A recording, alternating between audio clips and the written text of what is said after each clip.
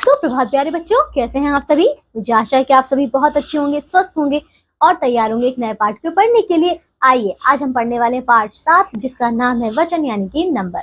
ठीक है, चलिए एक छोटी सी कविता हमें दी गई है, देखो इसे पढ़ लेते। क्या है यहाँ पे, निम्न चित्र को देखो। आइए क्या लिखा है यहाँ पे।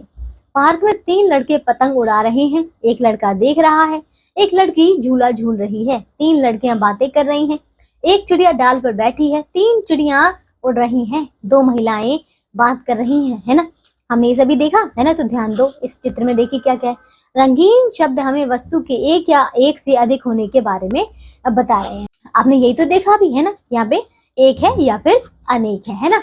तो शब्दों के जिस रूप से हमें उसकी संख्या के एक या एक से अनेक होने का पता चलता है बच्चों, उसे ही हम वचन कहते हैं।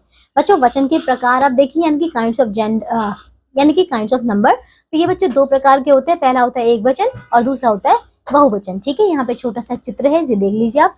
वचन, एक वचन और बहुवचन। अब देखिए एक वचन क्या होते हैं, यानी कि शब्द के जिस रूप से हमें वस्तु के एक होने का पता चलता है उसे हम एक वचन कहते हैं, जैसे कि चिड़िया, बकरी, रानी, है ना। और बहुवचन बच्चों वो होता है, यानी कि जिस शब्द मतलब शब्द के जिस रूप से हमें किसी भी वस्तु या प्राणी के एक से अधिक होने का पता चलता है उसे हम बहुवचन कहते हैं, जैसे कि चिड़िया, बकरियां, रानियां। ठीक है, अब एक वचन बहुवचन के कुछ अन्य उदाहरण आइए इन्हें पढ़ते हैं। देखिए एक वचन क्या है बच्चों, किताब, इसका बहुवचन हो जाएगा किताबें। इसी प्रकार से पेंसिल का पेंसिलें, कॉपी कॉपियां, सड़क सड़कें, बस्ता बस्ते, सब्जी सब्जियां, खिलौना खिलौने, घोड़ा घोड़े, बकरी बकरियां, बिल्ली बिल्लियां, कमरा कमरे, कक्षा कक्षाएं, बहन बहने, बेटा बेटे। ठीक है, ये कुछ इसके उदाहरण है। आइए बच्चों हमारा पाठ अब समाप्त हो चुका है।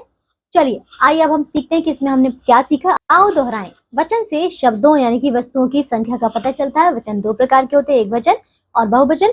फिर एक वचन से एक संख्या का और बहुवचन से एक से अधिक संख्या का पता चलता है। ठीक है, तो ये था बच्चों हमारा छोटा सा पाठ।